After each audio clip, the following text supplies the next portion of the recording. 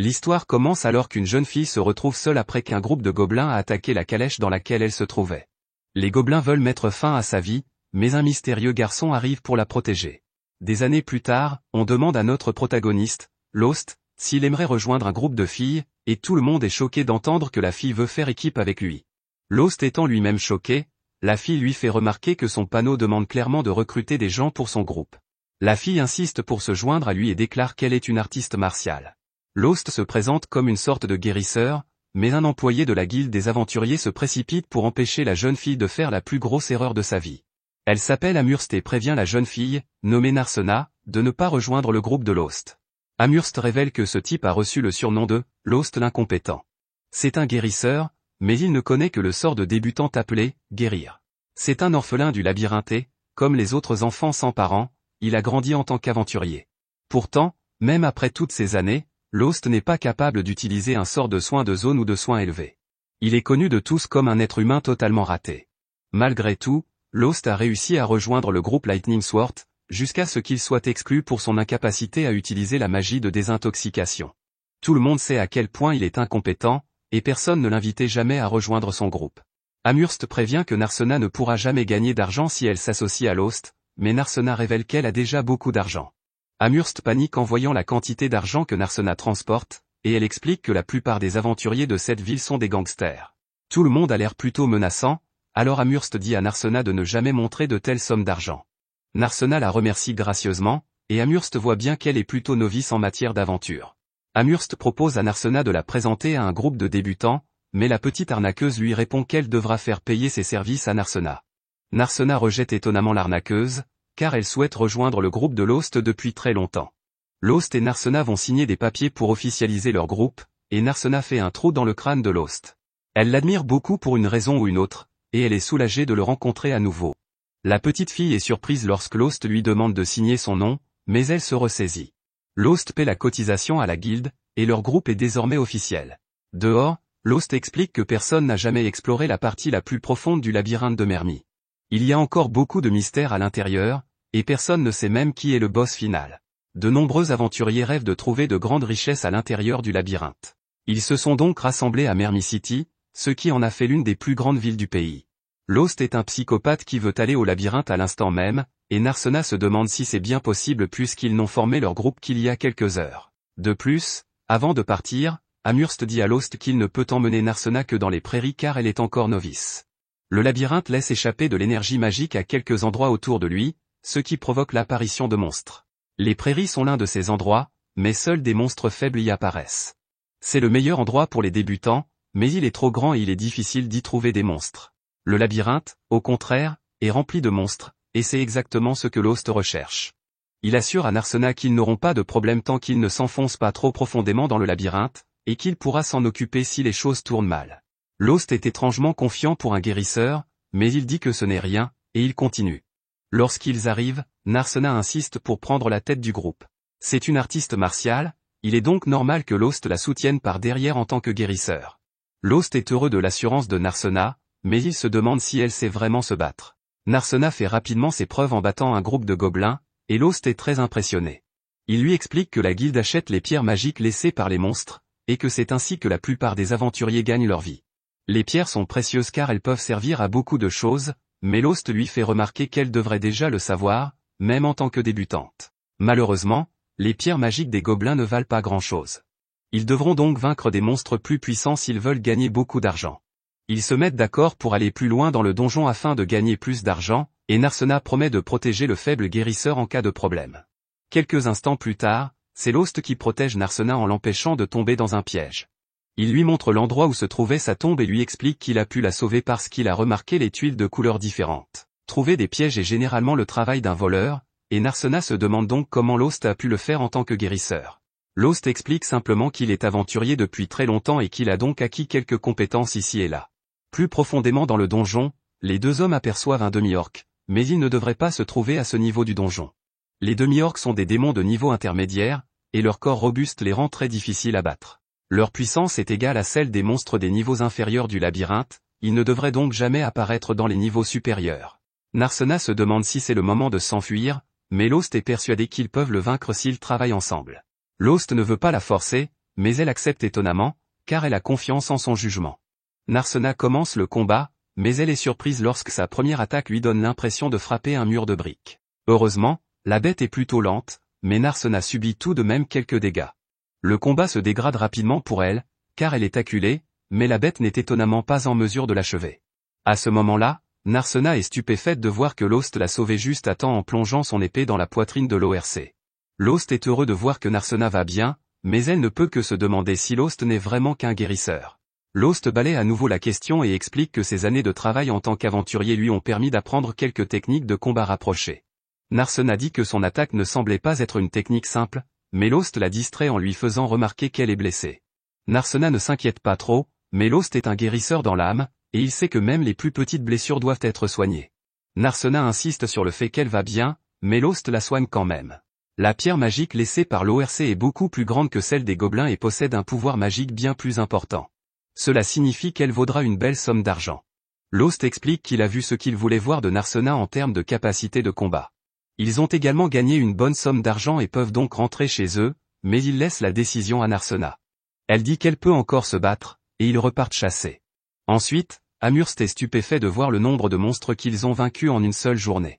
Amherst se rend compte que Lost a dû emmener la novice dans le labyrinthe, et le pire, c'est que le fait qu'ils aient une pierre orque signifie qu'il l'a emmenée au niveau intermédiaire. Lost la corrige en expliquant qu'ils ne sont allés qu'au niveau supérieur.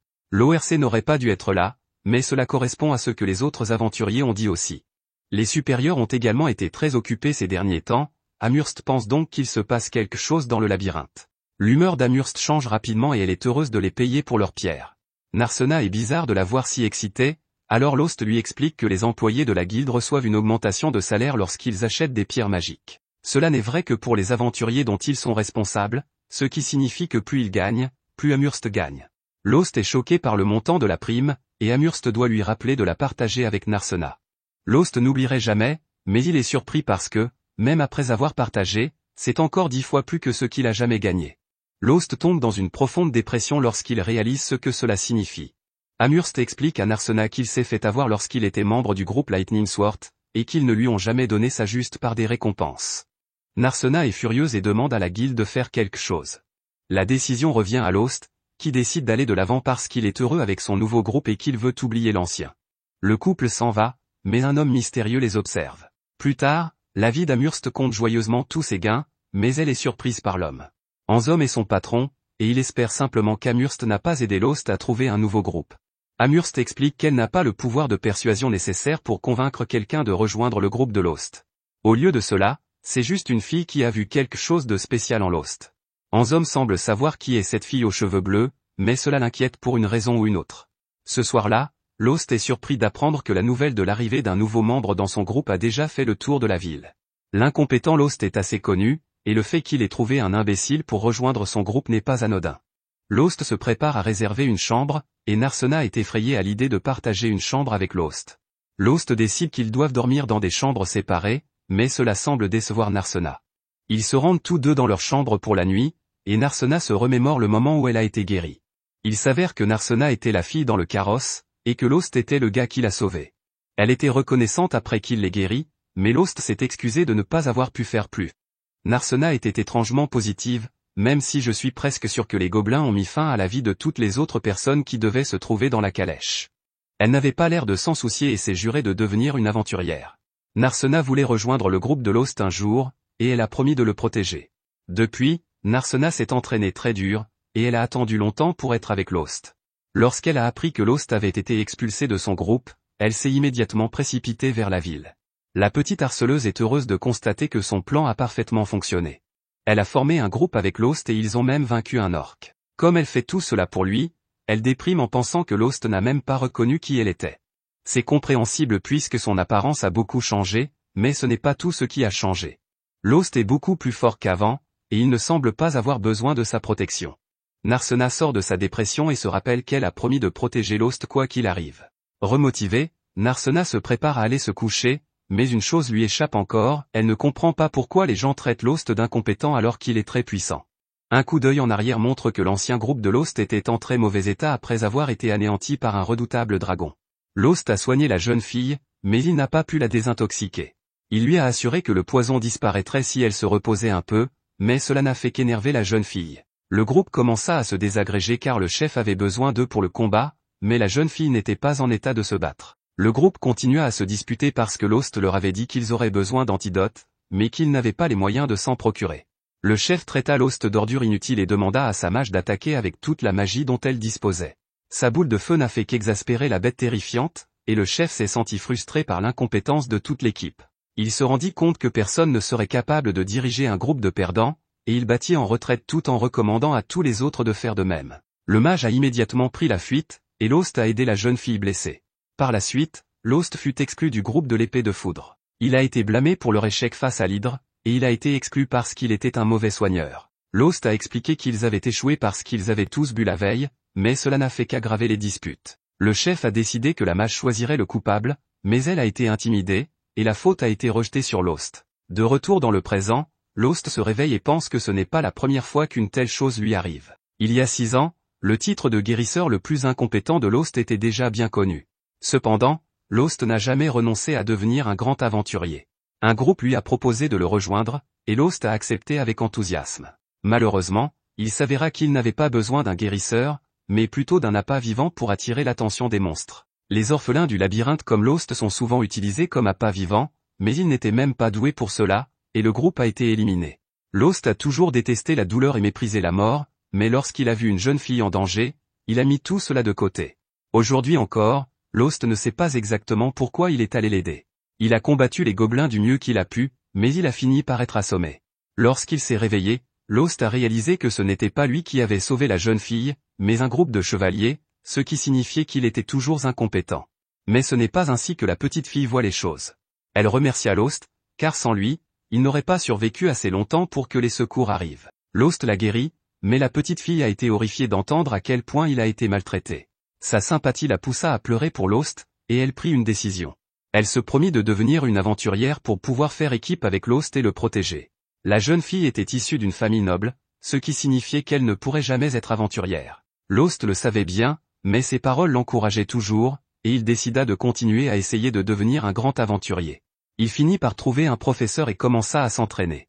Il n'apprit que les techniques de guérison les plus élémentaires, mais il acquit également de nombreuses autres compétences essentielles aux aventuriers. Finalement, Lost s'est convaincu qu'il était devenu un grand aventurier, et c'est à ce moment-là qu'il a rejoint l'épée foudroyante. Lost remercie la petite fille pour ses paroles qui l'ont empêché d'abandonner l'idée de devenir un aventurier.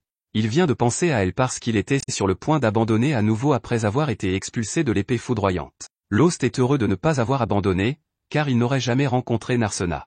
Narsena vient le voir et tous deux vont prendre leur petit déjeuner. Ensuite, ils se dirigent vers le labyrinthe, où ils ont l'intention de s'enfoncer encore plus profondément. À l'intérieur, ils arrivent à un cercle de téléportation, et c'est la première fois que Narsena en voit un. Chaque labyrinthe en possède un, et Narsena se demande s'il peut les envoyer n'importe où.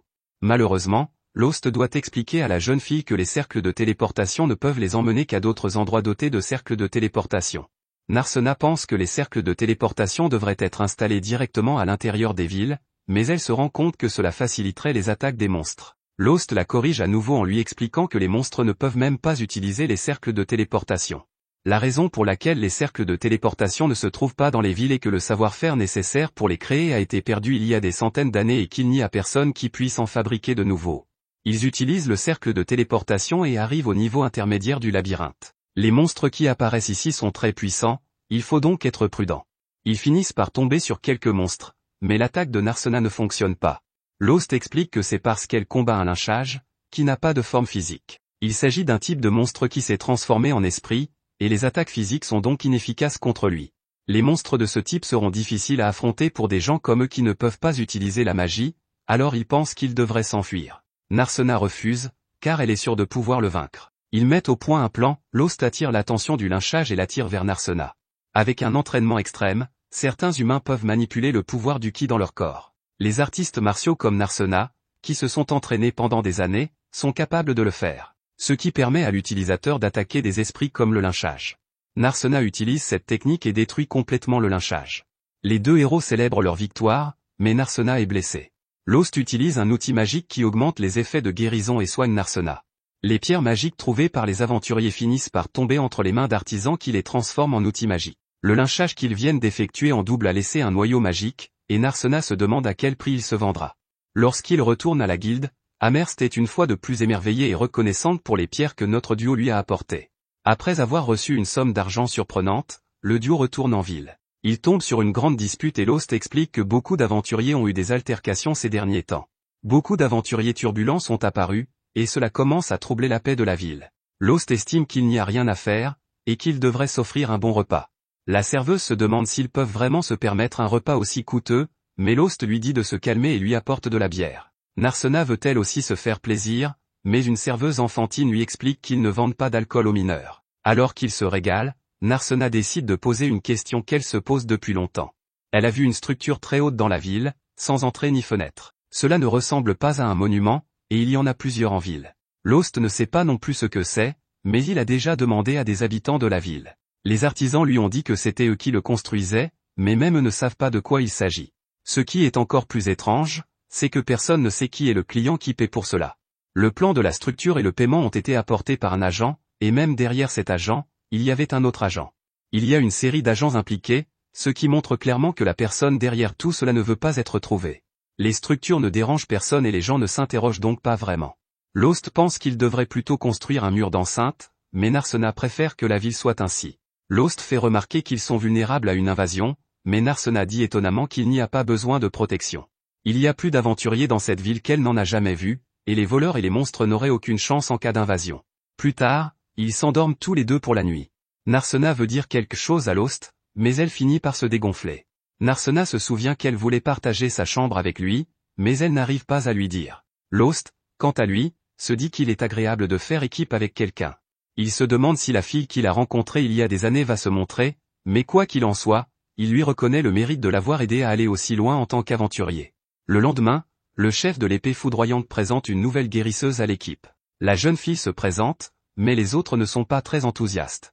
Le chef est pourtant très positif et déclare qu'ils pourront certainement vaincre Hydra cette fois-ci. Ailleurs, un homme inquiétant apprend qu'une personne appelée la Belle au Bois dormant se trouve dans une certaine ville. C'est Ansam qui donne cette information, et il révèle que la Belle au Bois dormant a fait équipe avec Lost. L'homme est inquiet car le temps presse, et Ansam doit donc chasser Lost de la ville immédiatement. Plus tard, le groupe de l'épée foudroyante espionne de loin l'Hydre qu'il a déjà vaincu, tout en préparant sa nouvelle attaque. Le chef est impatient de venger la défaite passée du groupe, et il explique aux autres que lui et la guérisseuse attaqueront de front, tandis que le voyou se glissera dans le dos et que le mage les soutiendra avec de la magie.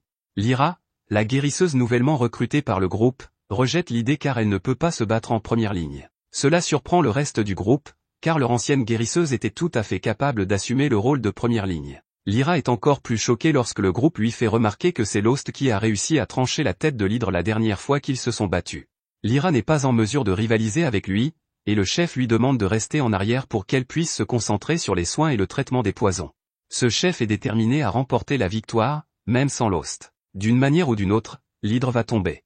Pendant ce temps, à la salle des guildes, Lost et Narsena remettent un nouveau butin impressionnant provenant du donjon. Amherst se demande si toutes ces richesses proviennent vraiment des niveaux inférieurs et si les deux ne se mettent pas inutilement en danger. Cependant, Lost lui assure que leur petite équipe joue la carte de la sécurité dans les niveaux les plus faciles du donjon. Amherst suggère qu'ils agrandissent un peu leur groupe et que, ce faisant, ils augmentent aussi leurs profits. Ses intentions ne sont pas du tout désintéressées, car cela lui rapportera aussi de l'argent. Lost reconnaît que c'est peut-être une bonne idée, mais décide que ce n'est pas le bon moment. Ils se contentent de la situation actuelle. Ils perçoivent leur salaire et se rendent compte qu'avec autant d'argent, ils peuvent se permettre de louer leur propre maison. La plupart des équipes aisées louent des maisons pour en faire leur forteresse, afin d'y stocker le butin et les objets de valeur qu'il serait impossible de mettre à l'abri dans un simple appartement. De plus, comme le dit Amherst, une chambre d'hôtel miteuse n'est pas un lieu propice à l'éclosion d'un véritable amour entre les membres du groupe. Pendant que Narsena rêve à toutes les possibilités, Lost se souvient de l'ancien bastion de son groupe et de la façon dont il a été forcé de dormir dans une salle de stockage exiguë. Lost aime rester positif, mais il n'a pas eu la vie facile. En parlant de difficultés, l'équipe Lightning Sword n'est pas en reste. Leur combat contre l'Hydre s'est mal passé, c'est le moins que l'on puisse dire. Les membres de l'équipe, meurtris par l'échec de leur excursion, sont frustrés par cet échec, du moins ceux qui peuvent encore tenir debout. Margulu est furieux et confus, frappant du poing contre la table alors qu'il s'efforce de comprendre pourquoi ils ne parviennent pas à vaincre l'Hydre. Pendant ce temps, Lyra s'occupe de désintoxiquer Armia, blessée, tandis que les autres se chamaillent. Ils commencent bientôt à réaliser que Lost, leur guérisseur inutile qui se plaignait mais obéissait quand même, était peut-être plus utile qu'ils ne le pensaient. Margulu décide d'aller demander à Lost de revenir dans l'équipe. Après tout, qui pourrait refuser de rejoindre l'illustre Lightning Sword? Un peu plus tard, Lyra est réveillée par Armia, qui se sent beaucoup mieux après avoir été soignée. En écartant le rideau, elle propose à la mage de manger un morceau. En cherchant de la nourriture, elle découvre que Syberia et Margulu ont disparu et se demande où ils ont pu aller. Il s'avère que tous deux sont partis à la recherche de leur ancien coéquipier. Margulu, qui n'a pas froid aux yeux, apporte l'offre à Lost à la salle des guildes comme s'il s'agissait d'un cadeau, tout en riant et en prétendant que leurs abus passés n'étaient qu'un petit malentendu. Il devient évident que Margulu a dû mettre tous ses points de compétence dans l'art de l'éclairage au gaz.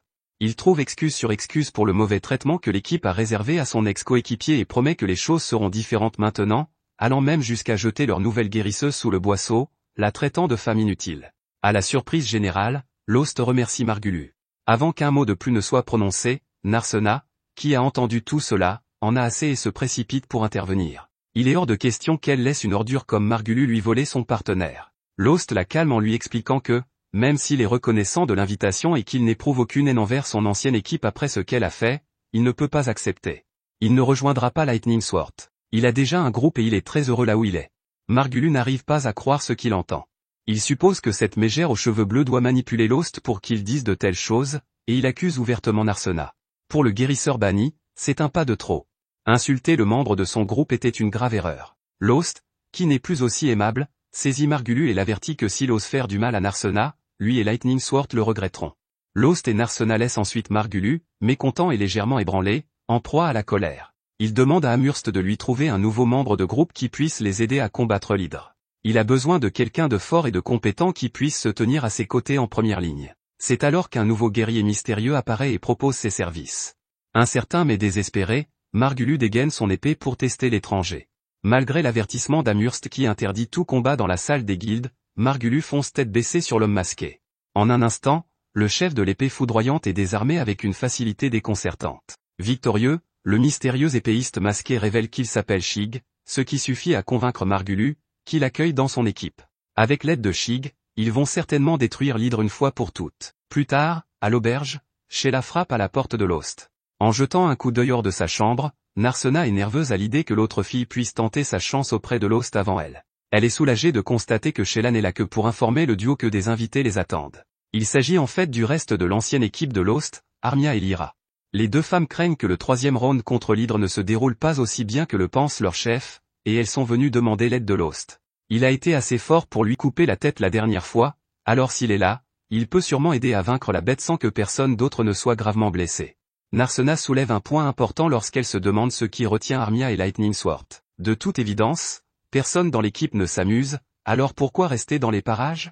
La mage explique que Margulu a ses défauts, comme le fait d'être un menteur, un tricheur, un lâche, un bon à rien, un pourri, un fils de pute qui ne se brosse même pas les dents, mais qu'il reste leur coéquipier, et qu'elle croit en la loyauté. Cette déclaration met en colère Narsena, qui rappelle que Lost était aussi leur coéquipier, mais qu'ils l'ont quand même si maltraité. Il n'en faut pas plus pour qu'Armia s'effondre en larmes sous l'effet de la culpabilité qu'elle ressent. Narsena a raison, Armia sait qu'elle a fait du tort à Lost, mais elle avait peur d'être renvoyée de l'équipe si elle ne suivait pas Margulu, la première et la seule équipe dont elle ait jamais fait partie. Elle implore son pardon et Lyra tente de convaincre Lost que la mage est sincère, se souvenant qu'elle a crié son nom en se retournant dans son sommeil empoisonné. Lost, toujours aussi calme, réconforte Armia et accepte ses excuses. Il lui fait savoir qu'il n'y a aucune rancune entre eux, mais que, cela dit, il ne reviendra pas à l'épée de foudre. C'est un moment doux amer, interrompu par Miss Mary, la cuisinière, qui apporte un déjeuner extravagant à l'équipe. Elle pense notamment que le petit mage a besoin d'un peu de graisse sur ses os, ou au moins d'un sourire sur son visage, et sa cuisine peut lui apporter les deux. Lyra et Lost profitent de cette distraction pour se mettre à l'écart et discuter en privé. Narsena pense que Lyra et Armia devraient quitter leur équipe, mais ce n'est pas si facile. Lost, se souvenant des propos de Margulu sur leur nouvelle guérisseuse, l'avertit que si elle reste, elle risque de passer un sale quart d'heure avec l'épée foudroyante. Armia n'abandonnera pas son groupe, et Lyra n'abandonnera pas Armia, ce qui signifie qu'elles sont toutes les deux coincées dans leur situation difficile. C'est une situation difficile, et même Lost se sent en conflit. Il semble qu'aucun des deux groupes ne puisse vraiment faire quoi que ce soit. De retour à leur base, Lyra est présentée aux nouveaux membres du groupe. À sa grande surprise, elle reconnaît immédiatement son nouveau coéquipier, ce qui signifie que son petit masque de fantôme de l'opéra n'a pas beaucoup aidé.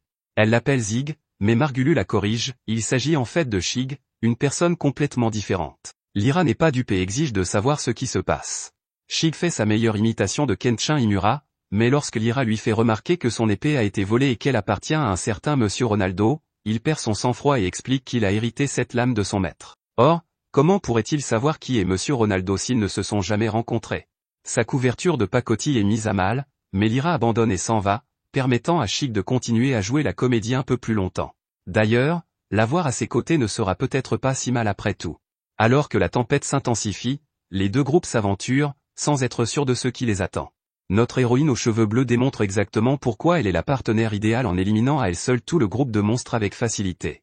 Lost est impressionné, mais Narsena est déjà impatiente de relever le prochain défi. Malheureusement, Narsena a perdu son ordonnance OIC et elle a faim, alors le prochain défi est le déjeuner. Il trouve un endroit parfait sur le sol sale du donjon, mais au lieu d'apporter des sandwichs, Narsena surprend Lost avec un énorme festin. Il s'avère que Betty Crocker les a forcés à prendre les restes de tout à l'heure, mais Lost n'a pas remarqué que Narsena avait apporté la boîte géante de nourriture. Alors qu'il s'empiffre, Lost explique à quel genre de monstre ses anciens coéquipiers sont confrontés. L'hydre est un ennemi vraiment terrible, avec plus de muscles qu'un protagoniste de JoJo et un corps recouvert d'écailles assez puissantes pour dévier les attaques physiques et magiques. Comme si le fait d'être indestructible ne suffisait pas, elle est également remplie d'un poison qui tue les protagonistes. Ces dragons sont assez rares, mais parmi les monstres de son calibre, c'est le plus courant. C'est pourquoi l'hydre a été longuement étudié par les aventuriers du passé, qui ont mis au point un certain nombre de méthodes pour en venir à bout. Son poison fait gicler le sang par les deux bouts, comme si l'on venait de manger un Taco Bell rempli de verre brisé, mais heureusement, il existe un antidote que l'on peut acheter. Mais heureusement, il existe un antidote disponible à l'achat. Il est cependant assez cher, et c'est pourquoi l'ancienne équipe de Lost n'en avait pas avant.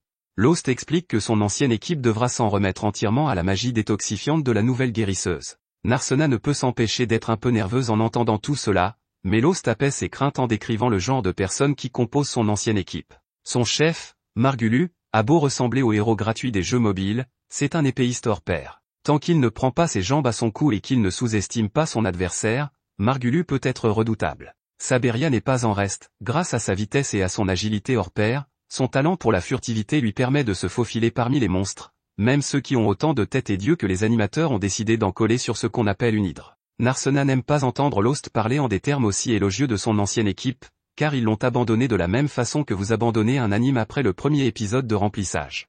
Cependant, Lost dit que le seul langage qu'il connaît est la vérité, alors Narsena garde ses opinions pour elle pour l'instant. Elle se contente de dire qu'elle est fatiguée de devoir affronter le même donjon jour après jour. Lost convient qu'il est peut-être temps de passer à autre chose, et Narsena évoque avec enthousiasme les marécages qui ne sont pas très loin. Pendant ce temps, nous rejoignons Lightning Sword. Ils sont au milieu d'un combat acharné contre l'hydre qui semble avoir été créé uniquement pour rappeler aux personnages secondaires qu'ils ne sont pas des personnages principaux. Margulu parvient à porter un coup tranchant à l'une des nombreuses têtes, et leur dernier membre, Shig, enchaîne avec un coup de taille qui manque de décapiter la bête. Poursuivant son avancée, l'épéiste de masse prépare un nouvel assaut, mais au moment où Salam atteint la bête, il recule et se replie. Margulu lui reproche de ne pas avoir terminé le travail, mais Shig répond en demandant si Margulu serait vraiment d'accord pour qu'il s'approprie toute la gloire. Il pense que, Margulu l'homme trophée, mérite ce trophée pour lui-même. Après tout, Margulu le tueur d'Hydra, sonne mieux que tous ces autres surnoms stupides. Désireux que j'arrête de me moquer de lui, Margulu fonce tête baissée sur le monstre, mais il est rapidement renvoyé après son attaque téméraire. Lyra est occupée à soigner leur voyou, mais elle n'arrive pas à croire que leur chef au cerveau dérouté fonce droit sur le monstre. Il n'a aucune chance parce que le dragon est en fait un char d'assaut ambulant avec plus de points noirs que le dos de Saberia. Lyra continue de se plaindre, mais Saberia lui répond qu'il est comme ça, qu'elle aime les mauvais garçons et qu'elle trouve sa stupidité plutôt charmante. Une fois ses blessures guéries et son terrible choix d'homme fait, la coquine s'empresse de retourner faire d'autres mauvais choix de vie. À ce moment-là, l'attention de Lyra se porte sur Shig, qui semble observer à distance, et elle se demande ce qu'il prépare. Le combat dure depuis un moment déjà, et l'hydre commence à ralentir. Les distractions de Saberia permettent à Margulu d'infliger des dégâts considérables, et dans ce monde où les lois sur le travail des enfants n'existent pas, Armia fait des heures supplémentaires avec ses assauts magiques. Grâce à la combinaison de leurs pouvoirs, Lyra est persuadée que l'hydra va bientôt tomber. Ses espoirs sont anéantis lorsque l'hydre envoie un énorme rocher dans la poitrine de la petite ouvrière, qui aimerait maintenant assembler des Nike comme les autres enfants. Armia est terrifiée de voir que le monstre a maintenant fixé son regard sur elle. Elle pousse un cri à glacer le sang lorsque le monstre se rapproche d'elle, et les choses prennent une tournure sombre lorsque quelque chose d'étrange commence à se produire. Une substance sombre, semblable à de la fumée, commence à émaner de son corps. Personne ne peut l'identifier jusqu'à ce que Shig souligne qu'il s'agit de la peur. Il s'avère que la peur est exactement ce dont se nourrissent les monstres comme l'hydre pour devenir plus forts. Ce qui est étrange, c'est que la peur n'est généralement pas visible à l'œil nu. L'équipe se rend rapidement compte qu'elle a été entourée par la fumée qui s'échappe de toutes parts. Lyra est choquée de constater qu'il s'agit de mana, une chose que l'on ne trouve que dans les parties les plus profondes du labyrinthe. Mana, peur, quoi que soit cette brume, l'hydre l'absorbe avec avidité et commence à se transformer. Avec suffisamment de puissance magique, les monstres sont capables de muter, ce qui peut souvent augmenter leur capacité et les transformer en adversaires encore plus terrifiants. Malheureusement, au lieu de le transformer en quelque chose de vraiment créatif, le studio d'animation à petit budget s'est contenté de changer sa couleur et de lui ajouter quelques têtes. Malgré tout, la bête est plusieurs fois plus puissante qu'elle ne l'était auparavant, et Lyra n'aurait jamais imaginé voir une transformation se produire dans la vraie vie. L'épée foudroyante n'a aucun moyen de vaincre ce monstre amélioré. Shig dit donc à Lyra de s'occuper du mage et à Margulu qu'il est temps de battre en retraite. Margulu, le légendaire tueur d'Hydra, ne bat pas en retraite. Il charge à nouveau, avec l'intention de prendre au moins une tête, mais lorsque sa lame entre en contact avec les écailles de l'hydre, elle se fissure et se brise en deux, l'abandonnant complètement, comme la souris de jeu bon marché que vous avez achetée vous abandonne en plein milieu d'un match. Sans défense, Margulu a failli trouver un nouveau foyer au fond de la gorge de l'hydre, mais Lost apparaît pour le sauver juste à temps. Margulu est choqué de voir son ancien coéquipier, mais il n'a pas le temps de parler. Avec l'aide de Narsena, les deux hommes parviennent à repousser l'hydre, mais Lost est attendu ailleurs. Shig fait remarquer que Lost n'est qu'un simple guérisseur et l'envoie soigner Armia pendant qu'il retient la bête. Lyra a utilisé tous ses points de personnages secondaires et ne peut donc plus aider leur mage déchu.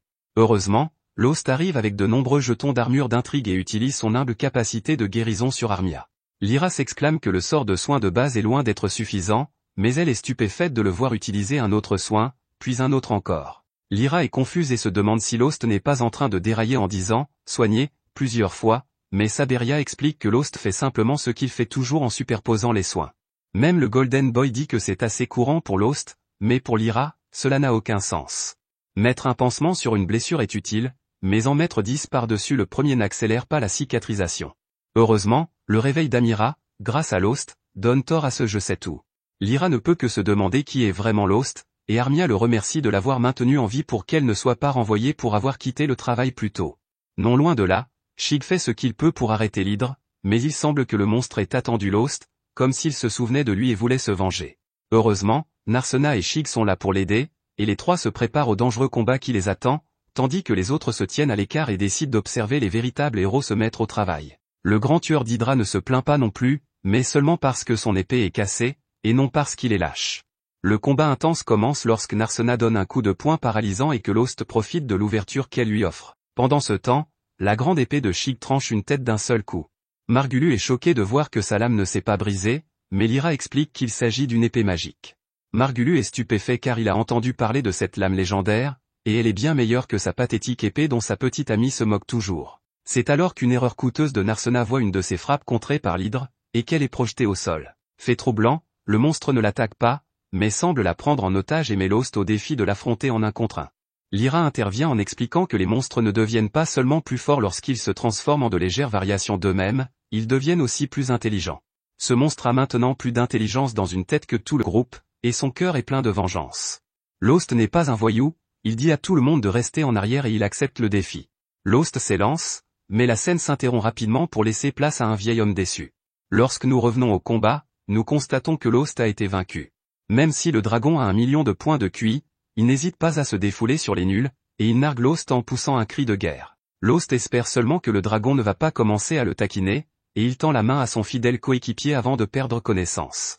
Les autres tremblent de peur car ils n'ont plus d'autre choix, mais le corps de Lost commence à battre. Tout le monde est choqué de voir notre héros trouver la force de se relever, cette fois en brûlant d'une terrible aura.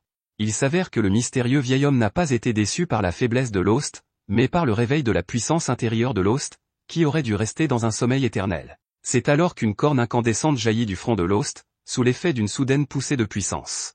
Le dragon sent immédiatement le danger et s'approche pour mettre fin au combat, mais il est trop tard. D'un seul coup, Lost détruit l'hydre, la réduisant à sa plus simple expression avant de s'effondrer, inconscient. Lorsque notre guérisseur OP préféré se réveille, il trouve une Narsena très inquiète penchée sur lui. Heureusement, Lyra était là pour le guérir, mais elle lui rappelle qu'une telle magie ne pousse pas sur les arbres et qu'elle lui enverra sa facture plus tard, et qu'elle risque de lui faire plus mal que l'hydre. Elle lui demande ce que signifiait cette histoire des « excitations », mais Lost n'a aucune idée de ce dont elle parle. Quoi qu'il en soit, ses anciens coéquipiers ont changé d'attitude plus vite qu'on ne change de vêtements après avoir réalisé qu'on ne s'est pas douché depuis une semaine. Margulu est ravi de constater que son bon ami Lost est si fort, et il est convaincu qu'avec lui à leur côté, il pourrait même battre le maître du labyrinthe en personne. Saberia lui rappelle que personne n'a encore vu le maître et lui dit qu'il devrait ralentir un peu. Pour l'instant, ils peuvent vendre toutes les pierres magiques qu'ils ont récoltées après avoir vaincu l'hydre. Un tel butin réparti entre 3 suffit à les rendre tous assez riches. Lost fait remarquer que plus de 3 personnes ont aidé, mais ce n'est pas ainsi que fonctionne l'épée de foudre. Margulu estime que les 2 débutants de l'équipe n'ont pas fait assez pour mériter leur part, et il pense que Narsena n'est que le trophée Uefu de Lost. Margulu déclare alors que lui, le voyou, et Lost peuvent réclamer le prix pour eux-mêmes. Même la pauvre Armia n'est pas incluse car, après tout, le travail des enfants est bon marché. Le maléfique Margulu va même jusqu'à suggérer qu'Armia ne se réveillera peut-être jamais, et qu'il ferait mieux de la vendre pour gagner un peu d'argent, vu son inutilité en tant que mage. Narsena en a rapidement assez de cette sombre tournure des événements et assomme Margulu d'un solide coup de poing. Le trophée déchu commence à se plaindre que les membres de la guilde n'ont pas le droit de se battre entre eux, et il exige que les autres témoignent contre Narsena. Bien entendu, les personnes qu'il vient d'énerver n'ont rien vu et n'ont rien à témoigner. Heureusement pour lui, sa coéquipière est là pour le soutenir, et elle dit qu'elle fera savoir à la guilde qu'il collabore pour enfreindre la loi. Sheik change d'avis et déclare qu'il a peut-être vu quelque chose après tout. Cependant, aux grandes dames de Margulu, il révèle que ce qu'il a vu, c'est quelqu'un qui tente de trafiquer une jeune fille. Lyra est d'accord, un pervers a certainement essayé de vendre une personne inconsciente, un crime diabolique qui mérite d'être puni, même dans un monde animé fictif. Sheik dit qu'il ne peut pas laisser passer ça, et Margulu est choqué quand il fait allusion à sa véritable identité. Par la suite, Margulu et Saberia reçoivent leur juste tribut et sont attachés comme on l'est lorsqu'on regarde un anime et que ses amis veulent passer du temps ensemble. Sheik enlève son petit masque qui ne cache absolument rien pour révéler sa véritable identité, son vrai nom est Zik, une surprise absolue de la part des animateurs. Il s'avère qu'il est un aventurier de la Guilde royale des aventuriers, ce qui n'est pas rien. Il explique qu'en tant que membre de la Guilde royale, il est chargé de surveiller les autres aventuriers et de protéger la ville, un travail habituellement réservé aux aventuriers locaux, qui font défaut depuis quelque temps. Lorsqu'il est arrivé pour enquêter, il est immédiatement tombé sur Lightning Sword et, depuis, il les surveille de près, derrière son déguisement parfait. Zik était complètement méconnaissable derrière le masque, et il a été témoin de beaucoup de choses. Il n'est donc pas surprenant que Margulu et Saberia soient jugés inaptes à la guilde et qu'ils soient expulsés de l'association. Il est probable que ces deux-là finiront par passer leur vie aux travaux forcés, à nettoyer de l'huile pour bébé après chaque fête de Didi. Ils commencent à se plaindre, mais Lost les ignore et demande à parler à Zik en privé. Étonnamment, il demande que ses anciens coéquipiers soient épargnés pour une raison ou une autre. Lost explique qu'autrefois, ces deux-là étaient de bons aventuriers avec des rêves et des aspirations, mais qu'ils ont été corrompus par l'idée d'être les meilleurs. Ils sont peut-être assoiffés de richesse et de statut social, mais ils ne sont pas vraiment mauvais, juste égarés et perdus. Le discours de Lost fonctionne bien mieux que le mien lorsqu'il s'agit d'échapper à une contravention pour excès de vitesse, si bien que Zik accepte et les libère tous les deux. Cependant, il s'assure qu'ils comprennent qu'il pourrait toujours les surveiller, mais qu'ils ne le sauront jamais car il portera à nouveau son masque. Les deux chanceux n'ont pas besoin d'être convaincus et s'enfuient rapidement, espérant sortir définitivement de l'histoire. Zik explique que même s'ils avaient été expulsés, ils continueraient à être sournois, essayant de faire du trafic humain avec tous ceux qu'ils rencontreraient. Ainsi, en tant qu'aventurier, la guilde peut garder un œil sur eux. Mais Amherst n'en est pas si sûr. Il aurait été facile de surveiller ces deux-là dans la capitale, où les aventuriers de haut niveau cachent leur identité à l'aide de déguisements sophistiqués, mais ici, ce n'est qu'une petite ville et ils n'ont pas ce genre de ressources. Zik est d'accord et lui propose de rester un peu pour s'assurer que les choses restent au même niveau par ici. Après tout cela, Narsena ne se sent pas très bien dans ce qui vient de se passer. Elle regrette d'avoir convaincu Lost d'aider ses anciens coéquipiers, mais Lost n'est pas inquiet.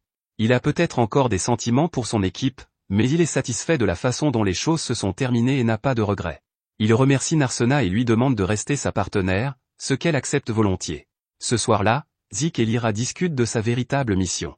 Zik explique qu'il est venu enquêter sur la ville à la lumière de toutes les mutations en cours, comme l'hydre qu'ils viennent d'abattre. Il s'avère que Zik a utilisé un autre déguisement en plus de l'ancien pour se cacher des hautes sphères, une moustache, qui a pratiquement effacé son existence de la surface de la Terre. Grâce aux informations qu'il a recueillies, il pense que la guilde des aventuriers est directement responsable des mutations, et il soupçonne même le chef en charge d'être derrière tout ça. Il demande à Lyra de l'aider et de former un groupe ensemble, comme au bon vieux temps. Lyra, bien qu'hésitante, accepte à une condition, Armia, la mage, doit rejoindre le groupe. Zig souhaite la bienvenue à la nouvelle recrue et déclare qu'il aura besoin de toute l'aide possible, surtout maintenant qu'il a été témoin de la force monstrueuse dont Lost a fait preuve lors de leur combat. Quelqu'un comme Lost exige toute leur attention. Plus tard, nous constatons que les trois ratés, Zig, Lyra et Armia, se sont regroupés. La jeune mage semble assez secouée après avoir fait autant de travail d'enfant, et Lost la félicite, ainsi que les autres, d'avoir fait équipe. Lost et Narsena commencent ensuite la journée en se rendant à la salle des guildes. La bataille contre l'hydre leur a laissé quelques pierres magiques à échanger contre de l'argent, mais Lost est plus intéressé par leur première quête. Il leur explique que le métier d'aventurier ne se résume pas à combattre des monstres. La recherche d'objets importants et la défense de ceux qui ne peuvent pas se défendre font également partie des devoirs et des responsabilités d'un aventurier. Il souhaite que Narsena acquiert le plus d'expérience possible, et celle-ci manque de s'évanouir lorsqu'elle réalise à quel point il tient à elle. À la guilde, le couple est accueilli par des regards étranges et venimeux de la part des autres. La nouvelle de la victoire de Lost sur l'hydre semble s'être répandue, et il prévient sa partenaire que des salauds pourraient vouloir voler leur pierre magique. L'un d'entre eux, Marnell, s'approche de Lost et lui demande s'il a un moment pour parler. Devant l'hésitation de Lost, Marnell dit au reste de ses acolytes d'aller casser des cailloux, pour qu'ils puissent avoir une conversation plus personnelle. Lost détermine que ce type ne veut pas de ces pierres précieuses, mais il est toujours surpris lorsque Marnell baisse soudainement la tête et s'excuse au nom de tous les aventuriers. Bien qu'ils sachent quel genre de type était Margulu, ils n'ont rien fait et n'ont jamais essayé d'aider Lost. Pour ne rien arranger, ils se sont même moqués de sa chevelure stupide et de sa personnalité insipide. Ils l'appelaient alors le Lost incompétent et ne lui ont jamais accordé la moindre attention. Narsena est prête à lui mettre le pied à l'étrier et dit à Marnell qu'il ne suffit pas de s'incliner. S'il veut vraiment s'excuser, il doit polir l'épée de Lost et embrasser ses pierres. Marnell trouve que c'est allé trop loin, mais cela rend Narsena encore plus furieuse. C'est loin d'être comparable aux années et aux années que Lost a dû supporter leur manque de respect, mais c'est un bon début. Lost, essayant d'éviter d'être annulé pour avoir forcé quelqu'un à polir son épée, dit que tout cela n'est pas nécessaire. La vérité, c'est qu'il est toujours incompétent en matière de guérison, que les choses n'ont pas beaucoup changé et qu'il préférerait qu'il continue à l'insulter. Les deux se mettent d'accord, et c'est comme si toute la tension s'était évaporée de la salle des guildes, donnant à nos héros l'occasion de vendre leur joli butin. Amherst regarde la pierre magique qu'ils lui ont apportée et, comme toutes les femmes à qui j'ai montré ma collection de Pokémon, elle est impressionnée par sa taille et son étrangeté. Lost soupçonne que sa forme étrange est le résultat de la mutation du monstre, et Narsena craint que cela n'affecte le prix. Il s'avère qu'elle a raison, la guilde est prête à payer 10 fois ou plus ce qu'elle paierait normalement pour quelque chose d'aussi précieux et rare. Les monstres ne devraient pas absorber assez de mana pour se transformer de la sorte en dehors du labyrinthe. Les autres rapports épars de monstres agissant étrangement ne font qu'accroître les soupçons de Lost et il demande pourquoi la guilde n'envoie pas quelqu'un pour enquêter. Avant qu'Amherst ne puisse répondre, Monsieur Anzom arrive, donnant l'impression d'être un personnage principal bien qu'il ne soit que le responsable de la guilde. Il leur demande de le rejoindre dans son bureau et, après avoir parcouru les rapports, mentionne que les transformations de monstres sont rares, mais pas inédites. Anzom explique qu'il est trop beau pour s'occuper de choses aussi insignifiantes, et que si Lost a peur, il est peut-être temps pour le guérisseur de quitter cette ville une bonne fois pour toutes. Narsena est plus qu'ennuyée par Monsieur Cul-de-Sac, et Amherst lui répond que c'est justement le genre de gars qu'il est. Elle évoque ensuite Monsieur Mist, l'actuel président de la guilde, un homme si vieux qu'il peut à peine quitter son propre bureau et trébuche souvent en montant à l'étage. Face au déclin mental évident de Monsieur Mist et sans avoir à passer par un processus de sélection compétitif, Anzom a pris les fonctions de président. Il a la réputation, parmi les autres employés de la guilde, d'être strict et sans état d'âme. Lost n'est pas intéressé par les potins du travail, il faut donc lui montrer toutes les quêtes disponibles. Narsena est consterné par le caractère dérisoire de certaines d'entre elles, comme celle où un homme veut juste aller pêcher dans le lac souterrain du labyrinthe et a besoin d'une escorte. Amherst, désireux d'obtenir plus d'argent, lui rappelle que tout travail avec une récompense est un travail qui vaut la peine d'être fait. Lost tombe alors sur une mission qui consiste à vaincre une bande de monstres. Narsena se réjouit de l'idée d'une mission digne de ce nom, mais Amherst lui dit que ce n'est pas possible. Il s'avère qu'un phénix se trouve dangereusement près d'un cercle de téléportation qu'il devrait traverser. La quête leur rapporterait beaucoup d'argent, mais pour un guérisseur et un artiste martial, essayer de combattre un phénix, c'est du suicide. Ils n'ont pas d'attaque à longue portée, donc pour qu'ils acceptent la quête, ils doivent avoir au moins un guerrier, un mage et un soigneur qui peut utiliser des soins de zone. S'ils veulent vraiment vaincre la bête et obtenir l'énorme récompense, ils auront besoin d'aide. Nos deux héros s'enthousiasment lorsqu'ils réalisent qu'ils connaissent les trois parfaits aventuriers qui ont récemment formé un groupe. Lyra et Zig sont intéressés par le travail, Lyra ayant l'audace de chuchoter à propos de Lost juste devant lui, comme s'il avait perdu l'ouïe. Elle dit à Zig que c'est une bonne occasion d'observer le guérisseur banni, puisque c'est la raison pour laquelle il est resté dans les parages. Il demande ensuite à Armia ce qu'elle en pense, mais la petite magicienne est trop occupée à se demander pourquoi ses choix de vie l'ont amenée à rejoindre ses perdants. Armia décide de faire ce qu'il pense être le mieux et dit qu'elle est simplement surprise que Lost veuille à nouveau faire équipe avec elle après qu'elle l'ait, top 10 anime trahi. Notre héros est prompt à pardonner et à oublier, et il ne garde aucune rancune envers son ancienne coéquipière. Ils n'ont plus qu'à se tourner vers l'avenir, et cet avenir consiste à faire équipe pour botter quelques phénix. La bande se met au travail pour préparer la journée du lendemain, qu'il s'agisse de s'occuper de la paperasse de la guilde, de rassembler les fournitures ou d'acheter l'équipement nécessaire. Lost et Narsena sont sur le point d'aller chercher des potions quand elle est soudain prise dans les bras d'un inconnu torse nu. Faire peur à un combattant est un bon moyen de se faire lancer de l'autre côté de la rue, et Narsena se libère et prend un coup, avant de réaliser qu'il s'agit de quelqu'un qu'elle connaît. Mademoiselle Ralma se présente comme une enchanteresse et aventurière de premier plan, connue sous le nom de « Dieu du feu », un surnom terrible qu'elle s'est choisi. La surprise de Narsena de voir une vieille connaissance est vite remplacée par la méfiance lorsqu'elle demande si Ralma a été envoyée par son père. Ralma confirme qu'elle a été envoyée par le père de Narsena, puisque son enfant préféré s'est enfui tout seul pour s'enfuir avec un garçon quelconque. Mais ce qui est surprenant, c'est que Narsena n'est pas la seule à connaître Ralma.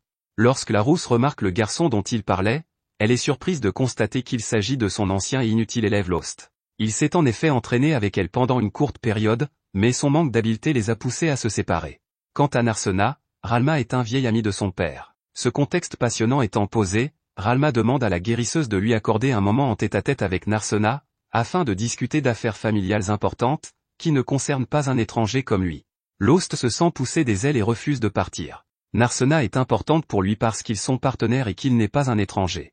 Si Ralma est là pour la ramener à son père, comme il le soupçonne, alors il n'ira nulle part. Ralma, amusé par l'audace de son ancien disciple, lui demande s'il pense pouvoir vraiment l'arrêter.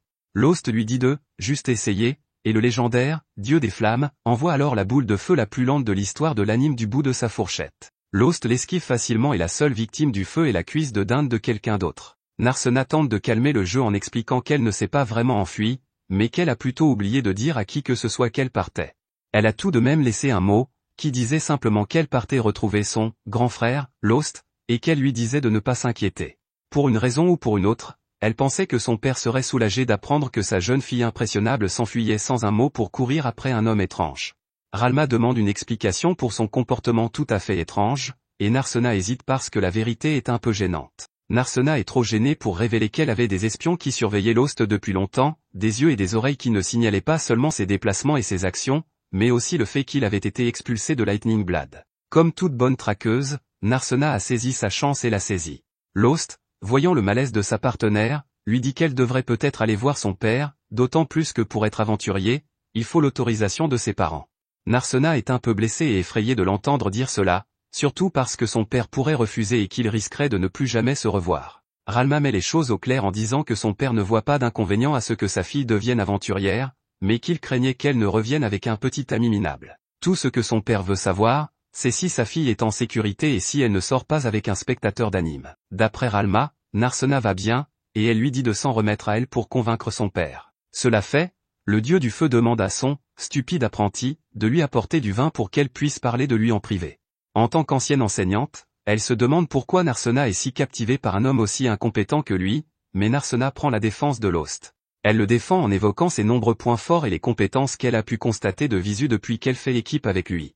Il est fort, sage et réfléchi, mais surtout, Lost est un homme bon, qui fait passer les autres avant lui, comme Narsena, qu'il a tout fait pour guider et aider à acquérir de l'expérience en tant qu'aventurière. Même si c'est elle qui est venue le sauver, elle s'est rendue compte, comme nous tous, qu'elle n'est qu'un fardeau, et l'idée de cela est plus qu'elle ne peut supporter. Ralma explique que Lost n'a jamais défendu personne de toute sa vie, à l'exception de Narsena. Il a changé grâce à elle, et il semble que ce soit pour le mieux. Ralma suggère à la jeune fille de rester encore un peu avec son amie guérisseuse et leur souhaite bonne chance pour la suite de leur voyage. Quant à elle, elle a sa propre mission. Monsieur Mist, le mystérieux président de la guilde, a des secrets que le dieu du feu compte bien révéler.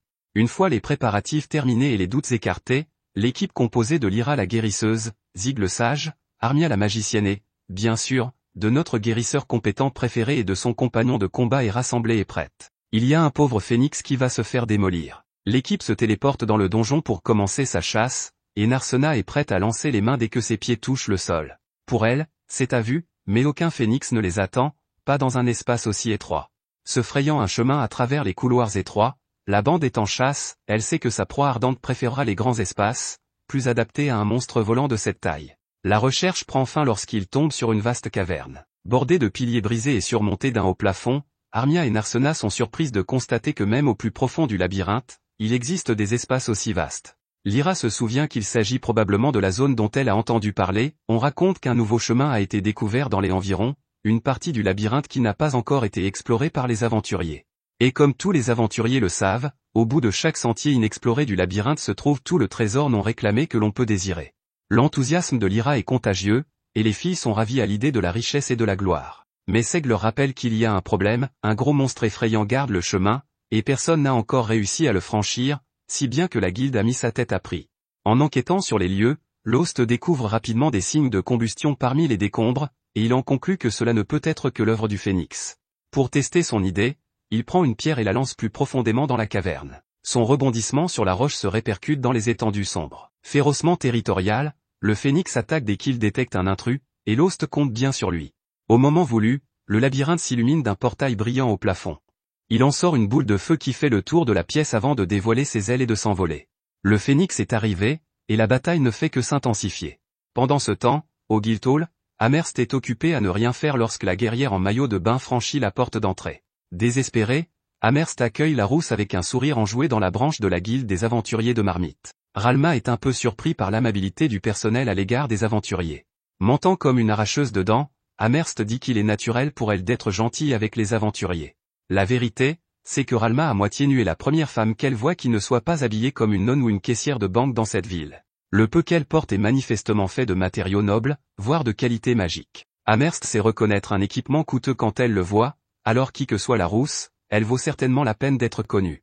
Amherst pense qu'elle est une cible sur laquelle il est possible de gagner beaucoup d'argent, c'est pourquoi elle propose à Ralma de l'aider de toutes les manières possibles. Ralma ne perd pas de temps et demande à voir le président de la branche.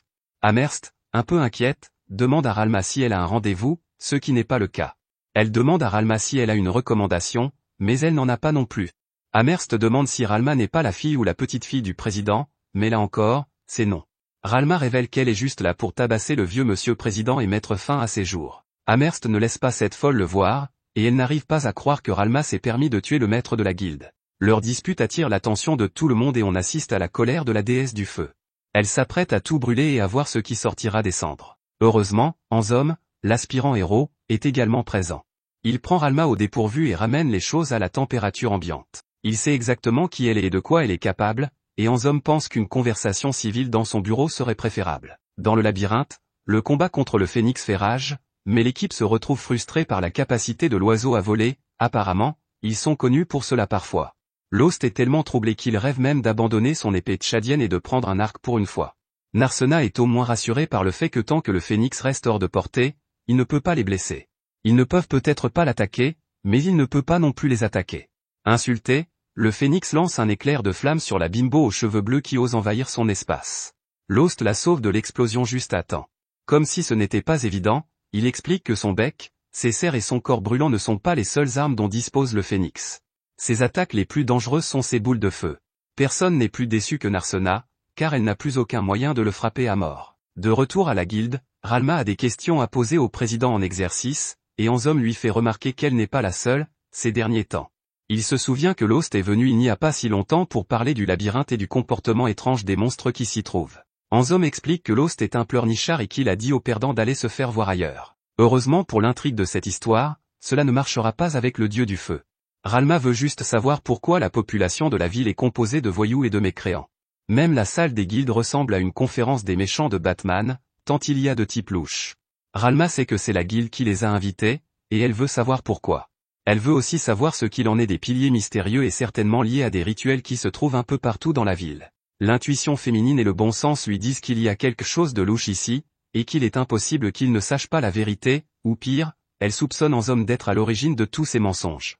Dans une petite ville du labyrinthe comme Marmet, la guilde a une autorité absolue, ce qui signifie que l'homme en charge de la guilde est en quelque sorte le roi de la ville. Le roi Anzom nie tout et plaide le cinquième. Il affirme qu'il n'a aucune idée de ce qui se passe ou de ce qu'elle raconte. Il n'est qu'un humble et ignorant président de guilde, et comme il le dit lui-même, il n'est qu'un acolyte. Ralma s'énerve, car elle en a assez de le voir jouer les idiots.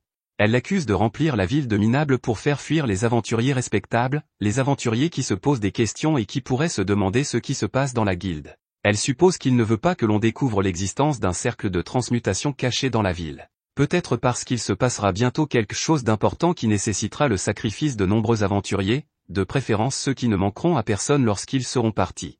Elle compare cet événement à ce qu'on appelle la ruée vers le labyrinthe, un événement terrible qui s'est produit dans le passé et dont le souvenir hante encore le monde. De retour avec l'équipe, le labyrinthe s'est transformé en champ de bataille alors que le phénix continue de lancer des boules de feu sur nos héros à distance. Lyra craint que s'ils ne sont pas d'abord réduits en miettes, les incendies brûleront tout l'oxygène de la caverne avant qu'ils ne puissent arrêter le monstre. Quant à Lost, il se rend compte que ce phénix est plutôt malin, puisqu'il est en infériorité numérique, il essaie de les repousser avec une tactique plutôt réfléchie. Il recouvre la pièce d'une mer de feu pour les brûler vifs, mais il utilise aussi le feu pour consommer tout l'oxygène de la pièce. Lost fait remarquer qu'ils sont confrontés à l'Einstein des phénix, et Seg est choqué par l'idée d'un monstre capable d'utiliser son cerveau. Fatigué de se cacher, il appelle Armia et lui demande si elle peut utiliser la magie de l'eau. C'est une question qu'il aurait dû poser avant de se lancer dans un combat contre le phénix, mais heureusement, Armia en est capable. Le plan qu'ils mettent au point est simple, Armia va abattre le phénix avec sa magie de l'eau en s'attaquant à ses ailes. Une fois au sol, les autres sauteront sur lui et lui botteront les fesses. Il faut beaucoup de temps pour lancer une magie assez puissante pour blesser un phénix, et après tout ce que la petite mage a vécu récemment, il n'est pas surprenant qu'elle soit un peu ébranlée par l'idée.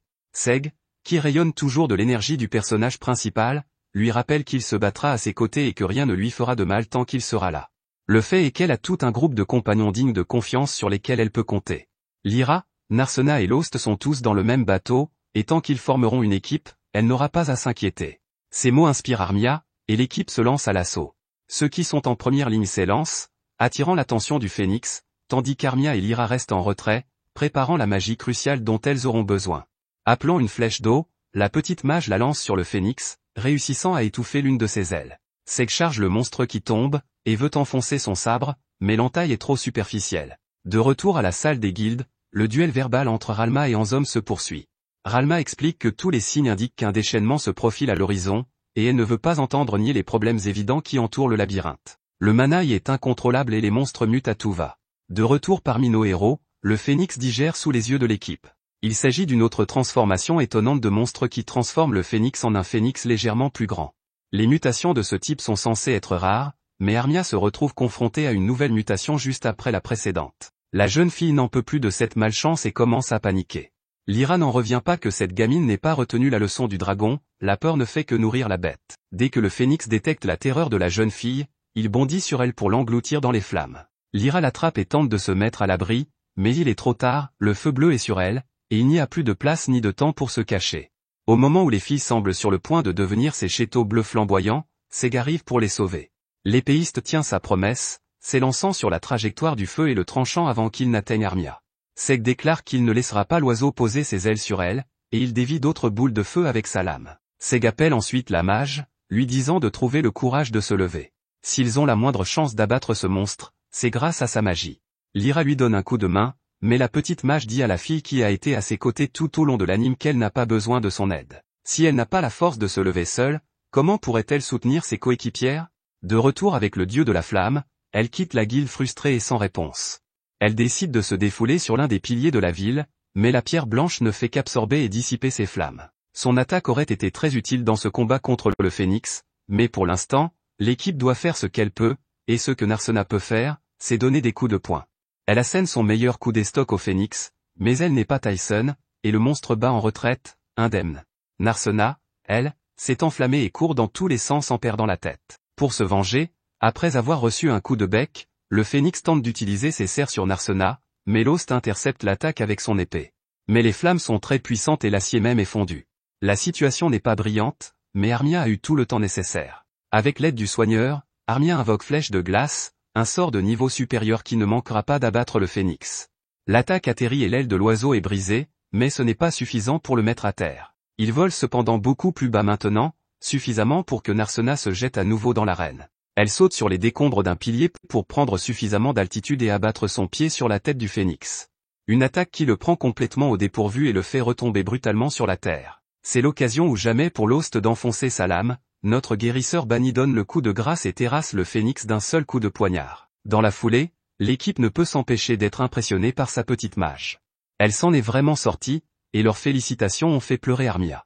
Tout ce dont elle avait besoin, c'était d'un bon groupe d'amis qu'elle pourrait appeler son groupe. Lyra est heureuse que Lost ne soit pas passé en mode Super Saiyan, mais Sek décide qu'il devra quand même garder un œil sur notre héroïne. Ensuite, ils retournent à la taverne de Marmet pour prendre un verre. Ils y trouvent Ralma qui les attend et qui a bu suffisamment pour tous. Elle attendait le groupe, et Lost est surpris qu'elle ait su où les trouver. Apparemment, Amherst l'a vendu sans hésiter lorsque Ralma lui a jeté quelques pièces. Amherst est clairement un chercheur d'or, ce qui est une mauvaise nouvelle pour Lost car il va se faire de l'argent avec la prime du Phénix. Ralma lui suggère d'acheter une autre tournée d'élixir d'or, mais il lui propose plutôt d'aller chercher de la nourriture pour qu'elle puisse dégriser. Contrairement à Narsena, qui ne se lasse pas de son charme rustique, la nourriture ici n'est pas vraiment au goût de Ralma. Sheila, l'apprentie tavernière, l'entend et n'est pas contente. Le regard qu'elle leur lance montre clairement que leur prochaine commande sera accompagnée de son assaisonnement spécial. En fait, Narsena aime la nourriture et Ralma n'est pas surpris, car Narsena n'a connu que la vie riche du manoir de sa famille. Les autres sont choqués d'apprendre que Narsena appartient à une famille célèbre pour sa richesse, et personne n'est plus surpris que Lost. Narsena est la fille du comte Analestria, et c'est la même petite fille qui l'a sauvée il y a des années. Dans le repère du président, Anzom et lui discutent des événements récents, plus de mutations, plus de problèmes, mais le plus inquiétant est l'apparition du dieu du feu, Ralma. Le président ne semble pas inquiet, au contraire, il est heureux qu'elle soit enfin arrivée. Il aura bientôt besoin de l'aide de son disciple pour s'occuper de Ralma. Plus tard, Narsena est très déçu par la petitesse du sac de Lost. Cette fois, leur récompense n'est pas aussi bonne qu'auparavant, et elle exprime son immense mécontentement à Amherst, qui est patiemment assis derrière le comptoir. Ils viennent d'abattre un phénix entier, cette récompense dérisoire n'est pas suffisante. La pierre magique qu'ils ont extraite était à elle seule plus grosse que la bourse qu'on leur a donnée, et elle souligne que le phénix a même muté. Amherst est un peu agacé par cette carène aux cheveux bleus, mais Narsena n'en a pas fini. Elle rappelle à Amherst que c'est elle qui leur a dit de revenir aujourd'hui pour récupérer leur gain parce qu'elle avait besoin de temps pour tout rassembler, et pourtant, elle leur donne si peu. Il n'y a rien de tel que la colère d'une femme trompée, et Narsena est sur le point d'avoir un moment de colère. Mais Amherst se contente de sourire et lui demande de vérifier la récompense. Narsena détache le porte-monnaie, et tous ses doutes et ses plaintes s'évanouissent instantanément à la lumière de Tandor. Amherst explique que la quantité de pièces d'argent et de cuivre dont elle avait besoin pour les payer aurait été trop importante pour qu'il puisse la porter, et qu'elle a donc fait tout ce qu'elle pouvait pour qu'il soit payé avec élégance. Lost intervient et dit à Narsena de prendre l'argent, au grand embarras de cette dernière. Il glisse à Amherst son énorme cachet de manager, et elle le prend, mais Lost a déjà tourné les talons et s'en va. Amherst remarque son humeur étrange et demande à Narsena ce qui lui arrive, mais celle-ci n'a pas de réponse.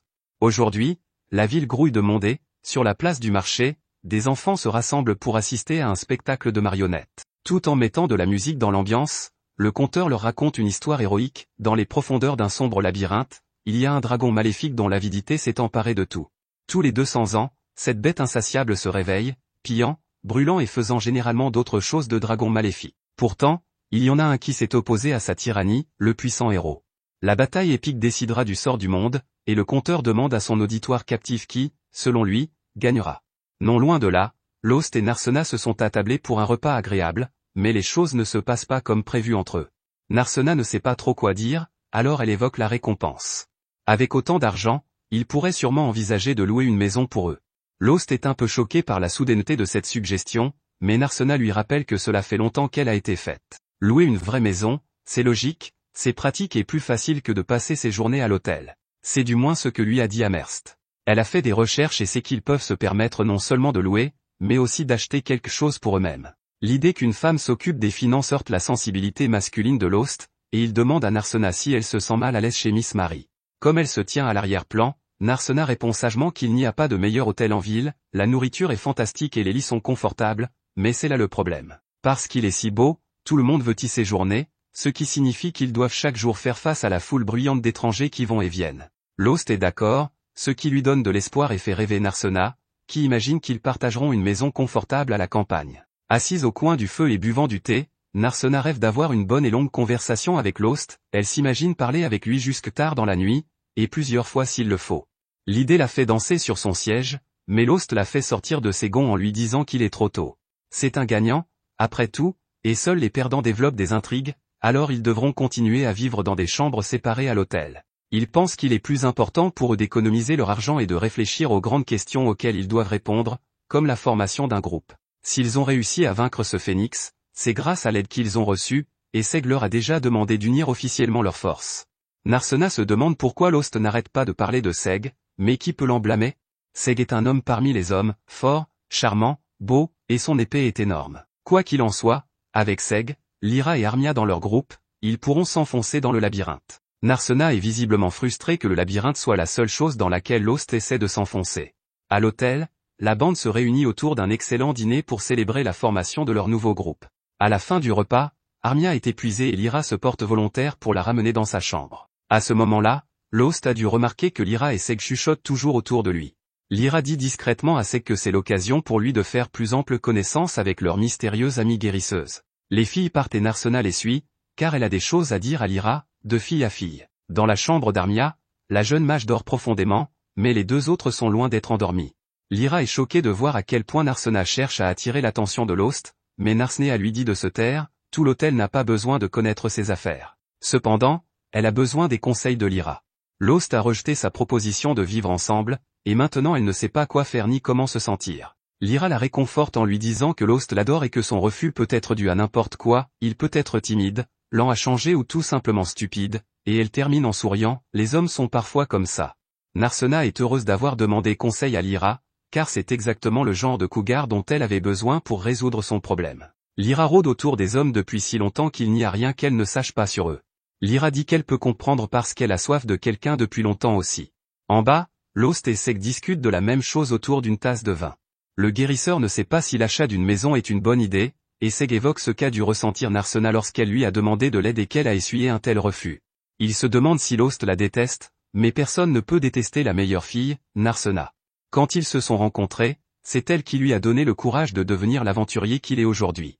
Ensuite, elle a été la seule à oser former un groupe avec Lost après que son ancienne équipe l'ait jeté comme un déchet. Seg demande alors à Lost s'il aime Narsena. Notre garçon devient rouge d'embarras, incapable de sortir un mot, ce qui est une réponse suffisante pour Seg. Seg lui-même est le sujet de conversation à l'étage, alors que les filles parlent de la fois où Lyra et lui se sont rencontrés pour la première fois. Lyra raconte son passé dans la capitale royale et comment ils ont tous deux fait partie du même groupe au début. Elle se vante d'être la plus belle, ce qui lui vaut souvent des ennuis avec les hommes qui se joignent au groupe juste pour l'approcher. Quelqu'un mentionne que même Margulu de son ancienne équipe voulait lui sauter dessus. C'est à ce moment-là que les filles se rendent compte qu'Armia est réveillée, après avoir entendu tous ces ragots de romances juteux, il est impossible que la mage puisse dormir. Les deux filles ont hâte que Lyra continue son histoire, et elle raconte une fois que Seg et les autres sont partis, et que l'un de ses coéquipiers les plus disgracieux a essayé d'aller trop loin. Naturellement, elle s'en est occupée elle-même, mais lorsque Seg est revenu, il était différent. Il a déversé sa frustration sur l'imbécile et a quitté le groupe à son tour. Seg explique lui-même pourquoi il a dû disparaître de la sorte. Lyra lui a peut-être pardonné d'avoir laissé entrer une telle personne dans leur équipe, mais il ne s'est jamais pardonné à lui-même. Il n'avait aucune idée de ce qu'il était censé faire, alors il s'est rabattu sur la seule chose qu'il comprenait. Il a accepté un travail d'investigation dans une petite ville aux prises avec des monstres, et le voilà. Il ne s'attendait pas à recroiser Lyra si tôt. Une voix demande si Lyra aime vraiment Seg, et les filles se rendent compte que le petit gremlin, Sheila, s'est introduit dans la pièce pour livrer la nourriture qu'elles ont commandée. De retour avec les garçons, Seg demande à Lost ce qu'il compte faire. Lost explique qu'avant de prendre une décision, il doit voir le certificat d'immatriculation de cette fille. C'est alors qu'Amherst entre en scène, se commande une bière et dépose le rapport commandé par Lost. Apparemment, Amherst s'occupe d'espionnage et Lost l'a engagé pour fouiller le passé de Narsena.